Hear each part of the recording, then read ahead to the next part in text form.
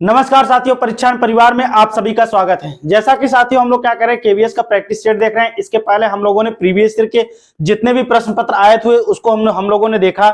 इसके बाद हम लोग देख रहे हैं साथियों केवीएस में जितने भी प्रैक्टिस सेट अभी तक करवाए जा रहे हैं, आप उसको एक एक करके देखते रहिए और हमारे साथ चलते रहिए। साथियों इसके पहले हम लोगों ने 9 प्रैक्टिस सेट देख लिया है। आज हम लोग देखेंगे साथियों 10वां प्रैक्टिस सेट कैसे कैसे आपको शिक्षक साथ सीडीपी में आपके पेडागोजी जो प्रश्न बनते हैं हम उसको देखते हुए चलेंगे। तो चलिए उससे पहले शुरुआत करते देखते हैं आज का हमारा थॉट क्या है।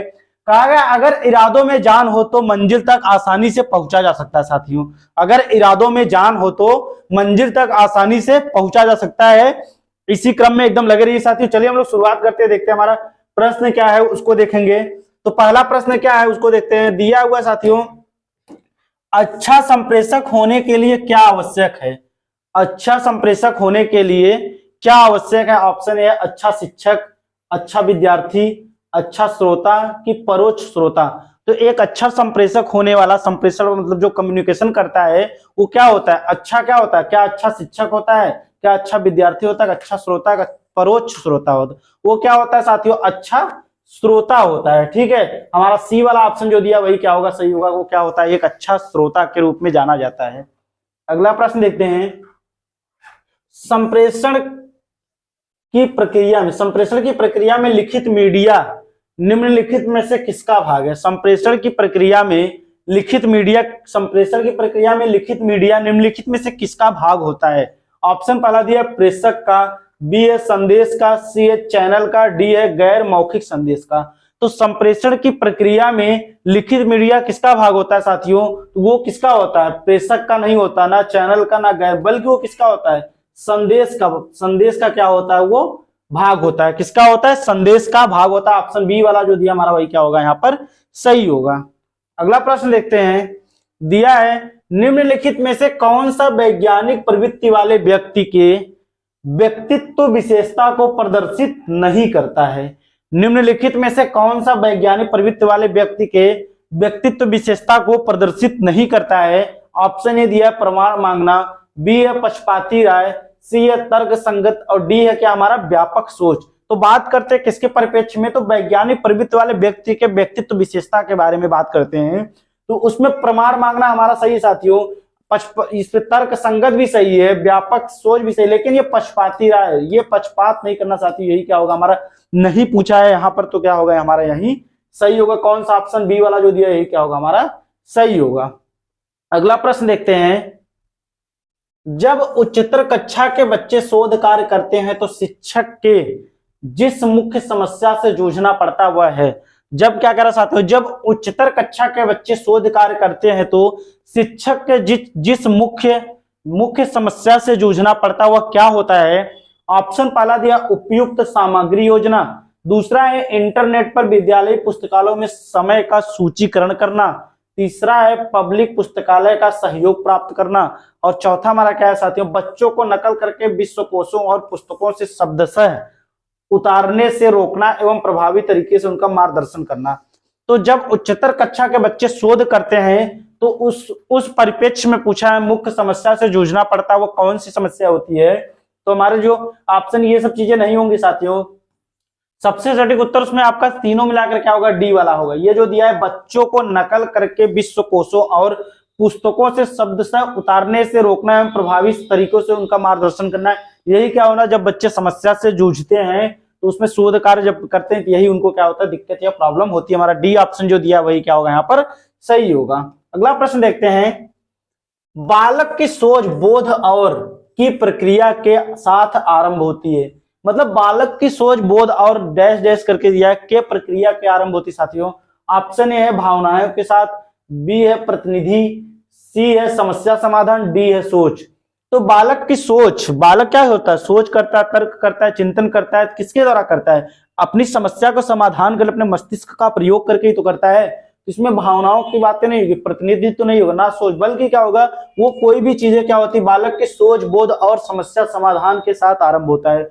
समस्या समाधान की प्रक्रिया के साथ क्या होता है, कोई भी चीज उसमें आरंभ होती है। हमारी सी ऑप्शन जो हमारा ये दिया है ये क्या होगा सही होगा, समस्या समाधान की योग्यता। अगला प्रश्न देखते हैं। दिया है इनमें से कौन सी शिक्षण विधियां पारंपरिक मानी जाती हैं। दिया साथियों इनमें से कौन सी शिक्षण विधियां पारंपरिक मानी जाती हैं? ऑप्शन ए चौक और बातें करना, दूसरा है दूरस्थ शिक्षा, तीसरा सहकारी अध्ययन और डी है गतिविधि आधारित। तो बात करते हैं क्या पारंपरिक जो हमारी गतिविधियां मानी जाती है, पारंपरिक गतिविधियां कौन सी विधियां मानी जाती हैं? तो ये कौन सी होती है साथियों? ये पहला ऑप्शन जो हमारा दिया यही क्या होगा यहाँ पर से चौक और बातें करना, ये विधियां क्या होती हैं? पारंपरिक विधि मानी जाती है। इसमें बच्चों को क्या होता है, कोई भी चीजें कहानी कथन विधि से उनको इतिहास के बारे में क्या होता है, कोई भी चीजें बच्चों को करके सिखाया जाता है, उनको बताया जाता है। हमारा ये वाला ऑप्शन जो दिया वही क्या होगा? सही होगा। अगला प्रश्न देखते हैं, दिया डैश का अर्थ है ऐसा कुछ एक लक्ष्य को प्राप्त करने में सहायता करने में प्रयुक्त हो सकता है। मतलब इसमें से क्या होगा जो जिसका अर्थ होता है ऐसा कुछ जो लक्ष्य को प्राप्त करने में सहायता करने में प्रयुक्त होता है। तो किसका अर्थ होता है? प्रतिस्थापन का, दूसरा है संसाधन का, तीसरा है स्रोत का, चौथा है नींव का। तो क्या प्रतिस्थापन, संसाधन और स्रोत और नींव होते हैं जिसका अर्थ होता है कुछ एक लक्ष्य को प्राप्त करने में क्या होता है? सहायता करने के लिए प्रयुक्त होता है साथियों। तो वो प्रतिस्थापन, स्रोत, नींव, बल्कि वो क्या होता है? एक प्रकार का संसाधन होता है, एक प्रकार का संसाधन होता है जिसका अर्थ होता है ऐसा कुछ लक्ष्य को प्राप्त करने में सहायता करने में क्या होता है? कोई चीज प्रयुक्त होता है। वो क्या होती है? जो हमारे संसाधन निर्धारित की वो चीजें होती है। हमारा बी वाला ऑप्शन जो दिया वही क्या होगा? यहाँ पर सही होगा। अगला प्रश्न देखते हैं, पारिवारिक विषय पर गतिविधियां और अनुभव बच्चों को बढ़ावा देंगे। बात करते हैं साथियों पारिवारिक विषय पर गतिविधियां और अनुभव बच्चों को बढ़ावा किस पर देंगे? स्व जागरूकता पर, समझ पर, संप्रेषण पर कि सामाजिकरण पर? तो बात करता है पारिवारिक विषय और गतिविधियां और अनुभव, जो बच्चे गतिविधियां करते हैं और उनके जो अनुभव होते हैं वह किस चीज को बढ़ावा देंगे? क्या स्व जागरूकता को, कि समझ को बढ़ावा देंगे, कि संप्रेषण को, कि सामाजिकरण को? तो बच्चे अगर क्या करें, कोई भी गतिविधि या अनुभव अगर उनका शामिल है तो सबसे अच्छी बात है क्या रहेंगी? स्व जागरूकता। मतलब स्वयं से अगर कोई चीज कार्य करेंगे, स्वयं से जागरूक रहेंगे तो बच्चे को उस कार्य में क्या होगा? रुचि भी लगेगी और उस कार्य को करना पसंद भी करेंगे और आसानी से उस कार्य को कर भी लेंगे। तो उसमें सबसे बड़ी बात हमारी स्व जागरूकता। ऑप्शन ए वाला जो दिया यही क्या होगा? यहाँ पर सही होगा। बाकी समझ, संप्रेषण, सामाजिकरण ये सब चीजें नहीं होंगी। पारिवारिक विषय पर अगर गतिविधियां और उनकी क्या करते हैं? अनुभव की बात करते हैं। हमारा ये वाला ऑप्शन जो दिया वही क्या होगा? यहाँ पर सही होगा। अगला प्रश्न देखते हैं, अनौपचारिक शिक्षा के संबंध में निम्नलिखित में से कौन सा कथन सत्य है? अनौपचारिक शिक्षा बात करता है, अनौपचारिक शिक्षा के संबंध में से निम्नलिखित में से कौन सा कथन सत्य है? ऑप्शन ए दिया है इसका एक निश्चित लक्ष्य है, दूसरा है इसमें एक संगठित संस्था शामिल है, तीसरा है इसकी एक निश्चित शिक्षण विधि है और चौथा क्या है? यह अचेतन अध्ययन उपलब्ध कराता है। तो इसमें हम लोग देख लेते हैं क्या है? अनौपचारिक शिक्षा के संबंध में निम्नलिखित में से कौन सा कथन सत्य है की बात करता है साथियों। तो इसमें क्या होगा? इसका एक निश्चित लक्ष्य होता है, इसमें एक संगठित संस्था शामिल है, किसकी एक निश्चित शिक्षण विधि है, यह अचेतन उपलब्ध अध्ययन उपलब्ध कराता है। साथियों हमारा वही यह वाला ऑप्शन जो दिया है यही वाला सही होगा। अगला प्रश्न देखते हैं, छोटी समूह चर्चा निम्नलिखित में से किसे बढ़ावा देती है? छोटी समूह चर्चा जो होती है वह निम्नलिखित में से किसे बढ़ावा देती है? ऑप्शन पहला दिया सक्रिय प्रतिभागिता की, दूसरा दिया अन्योन्य क्रिया सत्र की, तीसरा है समूह आधारित संप्रेषण की और चौथा दिया क्या? उक्त सभी की, मतलब उपयुक्त सभी की। तो छोटी समूह चर्चा निम्नलिखित में से किसे बढ़ावा देती है?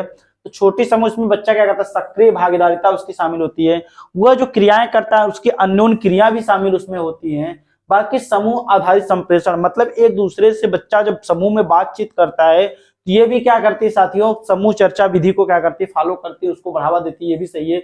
जब तीनों ऑप्शन सही होगा तो ऑप्शन हमारा कौन सही होगा? चौथा वाला जो दिया उपयुक्त सभी यही क्या होगा? डी वाला ऑप्शन जो दिया यही क्या होगा? यहाँ पर सही होगा। अगला प्रश्न देखते हैं, दिया है निम्नलिखित में से कौन सा सिद्धांत नैतिक क्षमता और नैतिक प्रदर्शन के बीच अंतर स्पष्ट करता है? तो साथियों पूछा निम्नलिखित में से कौन सा ऐसा सिद्धांत होता है जो नैतिक क्षमता और क्या करता है? नैतिक सिद्धांत और नैतिक क्षमता के बीच क्या करता है? अंतर को स्पष्ट करता है। तो साथियों उसको देख लेते हैं। पहला दिया सामाजिक संज्ञानात्मकता, दूसरा है नैतिकता, तीसरा है मनोसामाजिक, चौथा है इनमें से कोई नहीं। तो कौन सा सिद्धांत नैतिक क्षमता और नैतिक प्रदर्शन को अलग करता है? तो साथियों ये नैतिकता, मनोसामाजिक, इनमें से कोई, बल्कि क्या होता है हमारा जो सामाजिक संज्ञानात्मक उत्सुकता होती है, यही क्या करती है साथियों, बच्चों में क्या करती है, नैतिक क्षमता और उनके जो नैतिक प्रदर्शन है तो उसको क्या करती है, उसके बीच अंतर को स्पष्ट करती है। हमारा जो पहला वाला ऑप्शन होगा यही क्या होगा यहाँ पर सही होगा। अगला प्रश्न देखते हैं, बुद्धिमानी के बहुआयामी सिद्धांत को किसने प्रस्तावित किया था? बुद्धिमानी के बहुआयामी सिद्धांत को किसने प्रस्तावित किया था? ऑप्शन ए है गिलफोर्ड, बी है थॉर्नडाइक, सी है स्पीयरमैन और डी है हार्वर्ड गार्डनर। तो साथियों बुद्धि के बहुआयामी सिद्धांत की अगर बात करते हैं तो किसने दिया आपके, तो ये दिया आपके कि गिलफोर्ड ने नहीं, थॉर्नडाइक ने नहीं, ये दिया आपके हार्वर्ड गार्डनर ने क्या कहा बुद्धि के बहुआयामी सिद्धांत को कब दिया था? 1983 में इन्होंने दिया था, और जिसमें इन्होंने 9 प्रकार की बुद्धि और मुख्य रूप से कितने प्रकार की बुद्धि बताई? 7 प्रकार की ये बुद्धि बताया था। हमारा डी ऑप्शन जो दिया है यही क्या होगा यहाँ पर सही होगा। अगला प्रश्न देखते हैं, प्रायः शिक्षार्थियों की त्रुटियां डैश डैश डैश की ओर संकेत करती है। मतलब बच्चे जो चीज सीखते हैं उनकी त्रुटियां क्या संकेत करती हैं?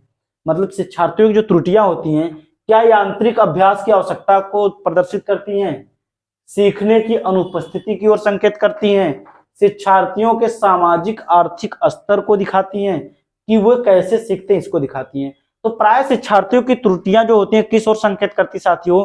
इसमें हमारा जो डी ऑप्शन दिया बच्चे कैसे सीखते हैं, क्योंकि त्रुटियां क्या होती है बच्चे के सीखने का एक महत्वपूर्ण हिस्सा होती है। तो इसमें क्या होगा, प्राय शिक्षार्थियों की त्रुटियां जो होती हैं वो क्या होती है, बच्चों वो कैसे सीखते हैं इसको इस ओर संकेत करती है। बाकी आंतरिक अभ्यास, सीखने की अनुपस्थिति और विद्यार्थियों सामाजिक स्तर ये नहीं होगा। हमारा डी वाला ऑप्शन दिया वो कैसे सीखते हैं, यही क्या होगा यहाँ पर सही होगा। अगला प्रश्न देखते हैं, सृजनात्मक उत्तरों की आवश्यकता होती है। सृजनात्मक उत्तरों की आवश्यकता होती है। ऑप्शन ए दिया है प्रत्यक्ष शिक्षण एवं प्रत्यक्ष प्रश्नों की, बी है विषय वस्तु आधारित प्रश्नों की, सी है खुले प्रश्नों की और डी है एक अति अनुशासित कक्षा की। तो सृजनात्मक उत्तरों की आवश्यकता किसको होती है साथियों, कैसे होती है, ये चीजें आपको पता होगी अच्छे से। प्रत्यक्ष शिक्षण एवं प्रत्यक्ष प्रश्न ये चीजें नहीं होंगी, विषय वस्तु नहीं बल्कि खुले प्रश्न। ठीक है, खुले प्रश्न जो हमारे होते हैं, मुक्त प्रश्न जो हमारे होते हैं, इसमें बच्चा क्या होता है, इसमें बच्चा सृजनात्मक सृजनशील होता है, प्रतिभाशाली बच्चे होते हैं, ऐसे बच्चे इसमें क्या होते हैं शामिल होते हैं। हमारा सी वाला ऑप्शन जो दिया है वही क्या होगा यहाँ पर सही होगा। खुले प्रश्नों की क्वेश्चन हमारा क्या सृजनात्मक उत्तरों की आवश्यकता किसे होती है, तो खुले प्रश्नों की, मुक्त प्रश्न जो होते हैं उनकी आवश्यकता होती है। सी ऑप्शन सही है। अगला प्रश्न देखते हैं, शिक्षार्थियों के स्व विनियमन का तात्पर्य है। शिक्षार्थियों के स्व विनियमन का क्या तात्पर्य है? ऑप्शन पहला है अपना अधिगम स्वयं मॉनिटर करने की उसकी योग्यता, दूसरा है छात्र व्यवहार हेतु विनिमय बनाना, तीसरा है छात्र निकाय द्वारा बनाए गए नियम व विनिमय, और चौथा है स्व अनुशासन व नियंत्रण। तो बात किसकी करता है साथियों, शिक्षार्थियों को स्व विनियमन का बात करता है। तो इसमें क्या होगा, अपना अधिगम स्वयं मॉनिटर करने की उसकी जो योग्यताएं होती, क्षमताएं होती हैं। हमारा पहला वाला ऑप्शन क्या होगा, स्वयं मतलब क्या होता है, बच्चा खुद के कार्यों को, खुद के जो स्वयं के जो उसके नियम जो निर्धारित किए, स्वयं के कार्य जो निर्धारित किए वही क्या होगा, इसमें ऑप्शन पहला वाला जो दिया वही क्या होगा यहाँ पर सही होगा, बाकी ऑप्शन सही नहीं आपके। तो अपना अधिगम एवं मॉनिटर करने की उसकी योग्यताएं होती जो वो शामिल होती है स्व विनियमन में। ऑप्शन ए हमारा जो दिया वही क्या होगा सही होगा। अगला प्रश्न देखते हैं, निम्न में से कौन सा शैक्षणिक समायोजन का मार्ग है? दिया साथियों, निम्न में से कौन सा शैक्षणिक समायोजन का मार्ग है? ऑप्शन पहला दिया है मानव शक्ति मार्ग, दूसरा दिया है सामाजिक मांग मार्ग, तीसरा दिया है ए और बी दोनों, चौथा दिया है उपरोक्त में से कोई नहीं। तो कौन सा शैक्षणिक समायोजन का मार्ग है? शैक्षणिक समायोजन का मार्ग है तो उनमें मानव शक्ति मार्ग और सामाजिक मांग जो मार्ग हमारी होती है दोनों शामिल होती हैं। तीसरा ऑप्शन दिया है ए और बी दोनों, तो यही क्या होगा साथियों सही होगा। ठीक है, इसमें क्या होता है शैक्षणिक जो हमारी शैक्षणिक समायोजन जो होती है उसमें क्या होते हैं मानव शक्ति मार्ग भी शामिल होते हैं और सामाजिक मांग जो उसके निर्धारित किए वो भी क्या होते हैं शामिल होते हैं। हमारा सी ऑप्शन जो दिया है वही क्या होगा सही होगा। अगला प्रश्न देखते हैं, उच्च प्राथमिक स्तर पर आंकड़ों के प्रबंधन का केंद्र होता है। उच्च प्राथमिक स्तर पर आंकड़ों के प्रबंधन का केंद्र क्या होता है? दिया है आंकड़ों का केवल प्रस्तुतिकरण, दूसरा है आंकड़ों का केवल संगठन, तीसरा है आंकड़ों को एकत्रित करने की तकनीक, चौथा है आंकड़ों का संग्रह, संगठन और प्रस्तुति। तो उच्च प्राथमिक स्तर पर आंकड़ों के प्रबंधन की बात करता है साथियों। इसमें क्या होता है, इसमें होता है आपका आंकड़ों का केवल प्रस्तुतिकरण, ये तो होगा नहीं साथियों, ये तो ऐसे कट गया आपका। दूसरा ऑप्शन हमारा क्या दिया, आंकड़ों का केवल संगठन, ये भी नहीं होगा। आंकड़ों को एकत्रित करने की एक तकनीक, ये भी नहीं, बल्कि हमारा कौन सा, आंकड़ों का हमको क्या करना, कलेक्शन, संग्रह करना, संगठन और फिर उसका क्या करना, प्रस्तुतिकरण करना है साथियों। इसमें प्राथमिक स्तर पर आंकड़ों के प्रबंधन बात करें तो हमारे वाला डी वाला ऑप्शन जो है वही क्या होगा यहाँ पर सही होगा। कौन सा ऑप्शन, ऑप्शन डी हमारा जो दिया वही सही है। अगला प्रश्न देखते हैं, आवश्यक कौशल और दक्षता हासिल करने के तरीके में शामिल हो सकते हैं, आवश्यक कौशल और दक्षता हासिल करने के तरीके में शामिल हो सकते हैं क्या। ऑप्शन दिया है स्व शिक्षा कार्यक्रम, दूसरा दिया है शैक्षणिक पाठ्यक्रम, तीसरा दिया सलाह और अनुशिक्षण का संबंध, चौथा दिया उपरोक्त सभी। तो आवश्यक कौशल और दक्षता हासिल करने के तरीके में क्या क्या चीजें शामिल हो सकती हैं, उसको हम लोग एक बार देखिए। क्या दिया, स्व शिक्षा कार्यक्रम, बिल्कुल आपके जो स्व शिक्षा कार्यक्रम ये शामिल होते हैं। शैक्षणिक जो हमारे पाठ्यक्रम, पठन पाठचर्या जो जो जो पाठ्यक्रम निर्धारित किए वो भी शामिल होते हैं। फिर सलाह और अनुशिक्षण का संबंध, एक शिक्षक का जो होता है वो भी शामिल होता है। तो इसमें हमारा उपरोक्त सभी जो डी ऑप्शन दिया यही क्या होगा यहाँ पर सही होगा। कौन सा ऑप्शन सही होगा, हमारा डी वाला ऑप्शन जो दिया वही क्या होगा सही होगा। अगला प्रश्न देखते हैं, ईसीएम डैश के विकासात्मक सिद्धांत में दोनों व्यवहारिक और संज्ञानात्मक दृष्टिकोण को स्थापित करता है। पूछा साथियों कि ईसीएम के विकासात्मक सिद्धांत में दोनों व्यवहारिक और संज्ञानात्मक दृष्टिकोण को स्थापित करता है। ऑप्शन पहला दिया सामाजिक अधिग्रहण, दूसरा दिया है भाषा अधिग्रहण, तीसरा दिया है विविधता और चौथा दिया है आचार संहिता। तो बात करता है ईसीएम की, किसकी बात करता है साथी, ईसीएम जो होता है उसकी बात करता है कि विकासात्मक सिद्धांत में दोनों व्यवहारिक और क्या होता है संज्ञानात्मक दृष्टिकोण को स्थापित करता है। ऑप्शन पहला है सामाजिक अधिग्रहण, दूसरा है भाषा अधिग्रहण, तीसरा विविधता, चौथा आचार संहिता। तो इसमें क्या होते साथियों, इसमें हमारा दूसरा ऑप्शन जो दिया है यही क्या होगा यहाँ पर सही होगा, भाषा अधिग्रहण। भाषा अधिग्रहण इसमें क्या होता है, विकासात्मक सिद्धांत में मतलब व्यवहार और उसमें संज्ञानात्मक व्यवहार और उसमें जो व्यवहारिक कार्य होते हैं उसके जो दृष्टिकोण होते हैं उसमें कौन शामिल होता है, तो आपका भाषा अधिग्रहण शामिल होता है। हमारा बी ऑप्शन जो दिया वही सही होगा। अगला प्रश्न देखते हैं, निम्नलिखित में से कौन सा द्विभाषी विधि का एक गुण नहीं है, मतलब क्या है द्विभाषी विधि का एक गुण नहीं है साथियों। ऑप्शन दिया है यह भाषण अभ्यास पर जोर देता है, विद्यार्थी निष्क्रिय अध्येता है, इसमें विशेषता प्रशिक्षण की आवश्यकता नहीं पड़ती है, यह शिक्षक का समय, ऊर्जा और श्रम बचाता है। तो इसमें क्या दिया है कि कौन सा द्विभाषी विधि का एक गुण नहीं है, तो यह भाषण अभ्यास जोर देता है, विद्यार्थी निष्क्रिय देता है, कि इसमें विशेषता प्रशिक्षण की आवश्यकता नहीं पड़ती कि इसमें। तो हमारा पहला वाला ऑप्शन ये क्या होता है, भाषण अभ्यास पर जोर देता है, ये क्या होगा ऑप्शन ए वाला जो दिया है ये क्या होगा सही होगा। अगला प्रश्न देखते हैं, छात्रों में सही व्यवहार के प्रशिक्षण हेतु सर्वाधिक महत्वपूर्ण क्या है। छात्रों में सही व्यवहार को प्रदर्शित करने के लिए सही व्यवहार के प्रशिक्षण हेतु क्या होता है साथियों, सबसे महत्वपूर्ण क्या होता है, प्रशंसा होती है कि दंड होता है कि पुरस्कार होता है कि सही व्यवहार का प्रस्तुतिकरण। तो बात करते हैं अगर सही व्यवहार के प्रशिक्षण में तो सबसे ये प्रशंसा, दंड, पुरस्कार ये सब चीजें, बल्कि साथियों हमारा डी ऑप्शन जो दिया है, अगर बच्चों को सही व्यवहार को प्रस्तुतिकरण के बारे में बताया जाएगा, उनके व्यवहार को प्रदर्शित करने के लिए उनको बताया जाएगा, तो वो क्या होगा, वही ऑप्शन हमारा सही होगा। बच्चों के सही व्यवहार प्रशिक्षण, तो डी वाला ऑप्शन जो दिया वही क्या होगा हमारा सही होगा। अगला प्रश्न देखते हैं, द बिहेवियर ऑफ ऑर्गेनिज्म नामक पुस्तक के लेखक कौन है। ठीक है, बहुत बार परीक्षा में पूछे ये बुक है साथियों, तो किसकी पुस्तक द बिहेवियर ऑफ ऑर्गेनिज्म। तो ऑप्शन ए दिया है स्किनर, बी दिया हल, सी दिया पावलॉव, डी दिया थॉर्नडाइक। तो ये पुस्तक किसकी साथियों, ये पुस्तक आपकी किसकी है, स्किनर की पुस्तक है। ठीक है, स्किनर की पुस्तक है कौन, द बिहेवियर ऑफ ऑर्गेनिज्म। तो ऑप्शन हमारा पहला सही होगा। अगला प्रश्न देखते हैं, समस्या समाधान में लक्ष्य प्रवृत्ता के संप्रत्यय को किसने प्रस्तावित किया था। समस्या समाधान में लक्ष्य प्रवृत्ता के संप्रत्यय को किसने प्रस्तावित किया था। ऑप्शन ए है हल ने, बी है केंडर ने, सी है कोहलर ने, डी है ब्रेक ने।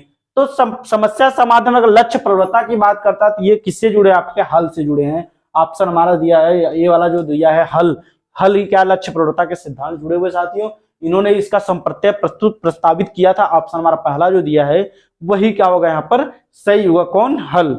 अगला प्रश्न देखते हैं, दिया है एक बालक काली गाय, काला कुत्ता तथा काली वस्तुओं को देखकर डरने लगता है, इस प्रकार के अनुबंधन में क्या निहित होता है। साथियों पूछा है एक बालक क्या करता है, काली गाय, काला कुत्ता और तथा काली वस्तुओं को देखकर डरने लगता है, तो इस प्रकार का अनुबंधन में क्या निहित रहता है, क्या अनुक्रिया अनुबंधन रहती है, क्या उद्दीपक सामान्यीकरण रहता है, कि अनुक्रिया सामान्यीकरण रहती है।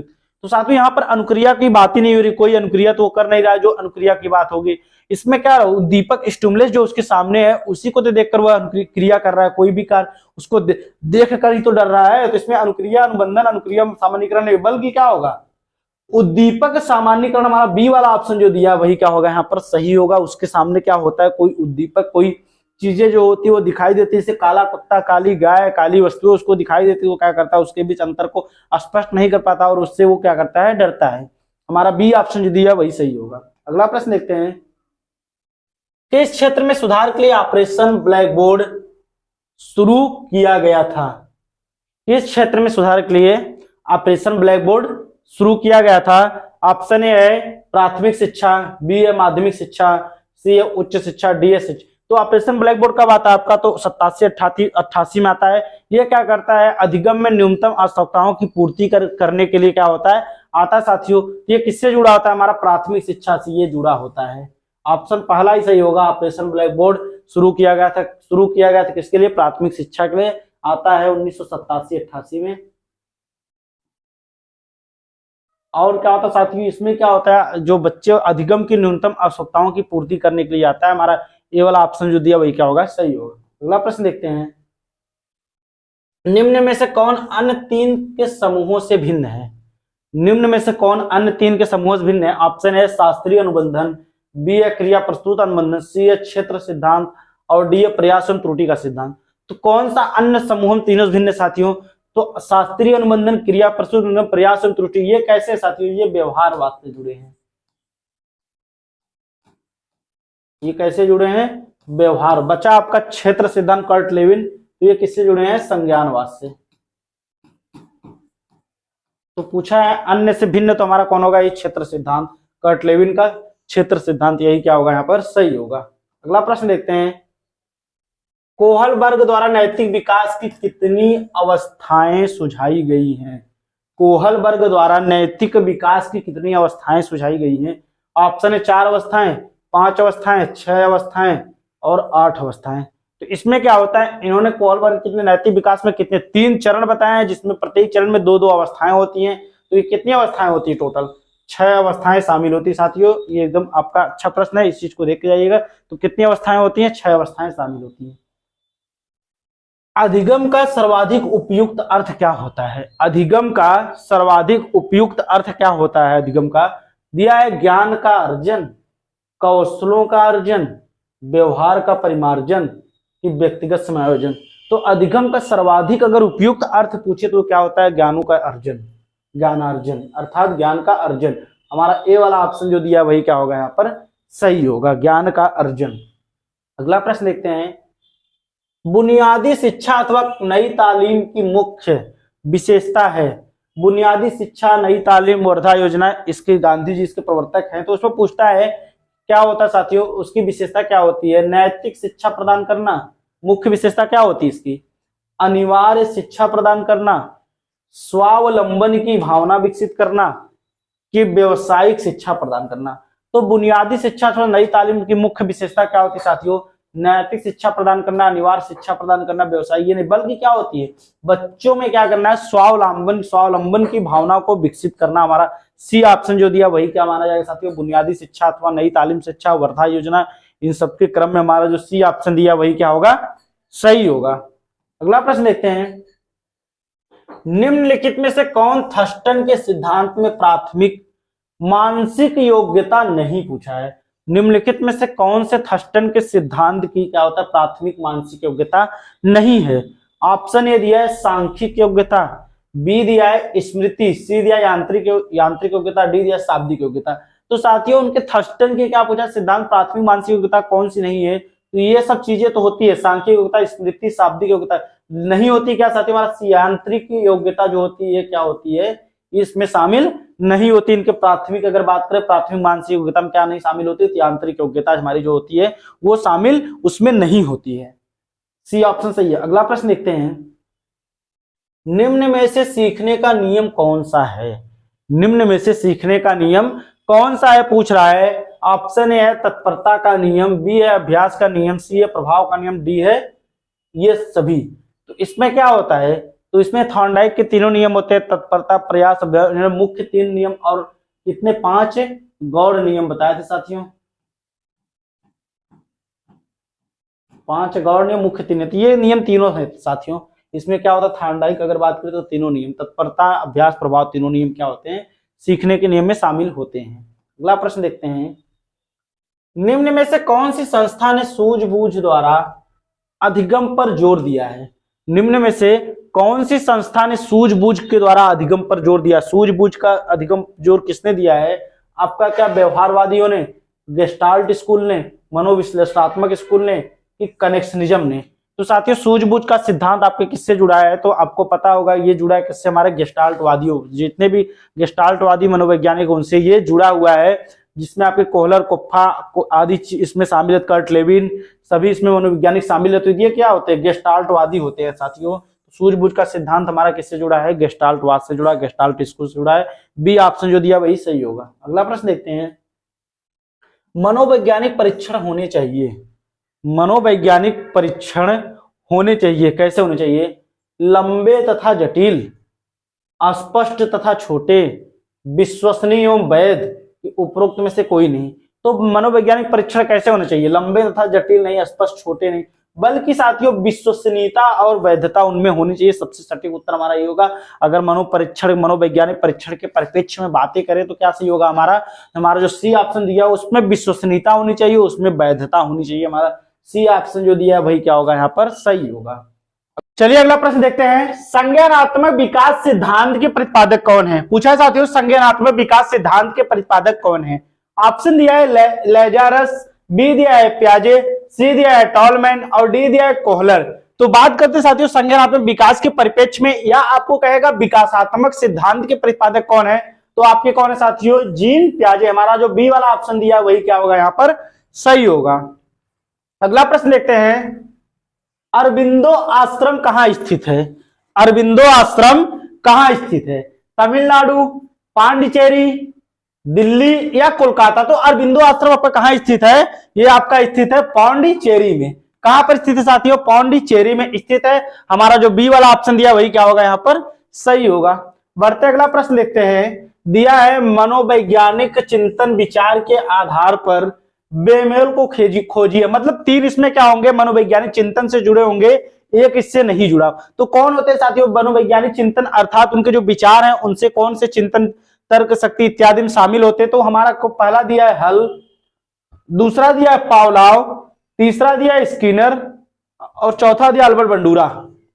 तो साथियों इसमें क्या होता है, मनोवैज्ञानिक चिंतन अगर कहे विचार से कौन आपके संबंधित है, तो आपके हल संबंधित है, आपके पावलाव भी संबंधित है, आपके स्किनर भी। लेकिन अल्बर्ट बंडूरा क्या है, ये इससे संबंधित नहीं है। मनोवैज्ञानिक चिंतन विचार से क्या होते हैं, अल्बर्ट बंडूरा संबंधित नहीं है। हमारा डी वाला ऑप्शन जो दिया वही क्या होगा, यहाँ पर सही होगा। अगला प्रश्न देखते हैं, दिया है एक्स और वाई 2 चरों के बीच एक महत्वपूर्ण सहसंबंध दर्शाता है कि, एक्स और वाई 2 चरों के बीच एक महत्वपूर्ण सहसंबंध को दर्शाता है कि। ऑप्शन दिया है एक्स और वाई स्वतंत्र हैं, दूसरा दिया है एक्स और वाई के साथ साथ परिवर्तित होते हैं, तीसरा है एक्स वाई में परिवर्तन करता है, डी है वाई एक्स में परिवर्तन करता है। तो साथियों एक्स और वाई 2 चरों के बीच एक महत्वपूर्ण सहसंबंध को क्या दर्शाता है, एक्स वाई एक्स में परिवर्तन नहीं होगा, एक्स वाई में भी परिवर्तित नहीं होता है एक्स। लेकिन इसमें क्या होते हैं, दोनों क्या होते हैं, स्वतंत्र होते हैं, इंडिपेंडेंट होते हैं साथियों। हमारा एक्स और वाई क्या होते हैं, एक दूसरे के स्वतंत्र, एक दूसरे से स्वतंत्र होते हैं। हमारा जो ए वाला ऑप्शन दिया वही क्या होगा, सही होगा। एक्स और वाई की अगर महत्वपूर्ण संबंध की बात करते हैं तो हमारा पहला ऑप्शन जो दिया वही सही है। अगला प्रश्न देखते हैं, बच्चों का घर शब्द का संबंध है, बच्चों का घर या कहें या बालोद्यान से कहें तो किसका संबंध है? रूसो से, फ्रॉवेल से, मैडम मॉन्टेसरी से कि केजी सैयद से? तो बात करते हैं बच्चों का घर का संबंध शब्द से किससे है? ये आपके रूसो से नहीं है साथियों, मैडम मॉन्टेसरी से भी नहीं, केजी से, बल्कि किससे है? बालोद्यान किससे संबंधित है आपका? तो ये है आपके किसके? फ्रॉवेल से संबंधित है। हमारा जो बी वाला ऑप्शन है यही क्या होगा यहाँ पर सही होगा कि बच्चों का घर शब्द से कौन संबंधित है? आपके कौन संबंधित है? फ्रॉवेल संबंधित है। अगला प्रश्न देखते हैं, किंडरगार्टन शब्द किस व्यक्ति के नाम से संबंधित है? किंडरगार्टन शब्द किस व्यक्ति के नाम से संबंधित है? उसको देख लेते हैं। ऑप्शन ए दिया है फ्रॉवेल, दूसरा दिया हर्बर्ट, तीसरा दिया विवेकानंद, चौथा दिया पेस्टोलॉजी। तो किंडरगार्टन शब्द अगर बात करें किस व्यक्ति के नाम से संबंधित है साथियों, तो ये आपके किससे है? फ्रॉवेल से। अभी हम लोगों ने इसको देखा, हमारा ये वाला ऑप्शन जो दिया वही क्या होगा? सही होगा, फ्रॉवेल के नाम से बच्चों का बगीचा, बालोद्यान, ये सब चीजें किससे संबंधित है? किंडरगार्टन शब्द ये किससे संबंधित है? आपके फ्रॉवेल से संबंधित है। देखते हैं आज का लास्ट प्रश्न हमारा क्या है, संरचनावाद के प्रवर्तक कौन थे? संरचनावाद के प्रवर्तक कौन थे? आपका दिया वुंट दिया है, जेम्स दिया है, थॉर्नडाइक दिया है और पावलोव दिया है। तो संरचनावाद के प्रवर्तक की अगर बात करते साथियों, ये जेम्स नहीं है, थॉर्नडाइक नहीं, बल्कि कौन है? विलियम वुंट है। कौन है? William Wundt. हमारा पहला वाला ऑप्शन जो दिया है वही क्या है? संरचनावाद के प्रवर्तक कौन है आपके? तो वुंट है। तो ये थे साथियों 40 प्रश्न जो आज के हमारे कंप्लीट हुए। तो आप अगर हमारे चैनल को सब्सक्राइब नहीं किए तो साथियों सर्वप्रथम आप हमारे चैनल को सब्सक्राइब कर दीजिए, लाइक कीजिए, कमेंट कीजिए और साथियों जमकर एकदम शेयर कीजिए। आप लोग हमारे वीडियोज को जमकर शेयर कीजिए साथियों। और आपको कोई भी डाउट तो आप कमेंट सेक्शन में उस चीज को पूछ सकते हैं। तो साथियों आप सभी का बहुत बहुत धन्यवाद।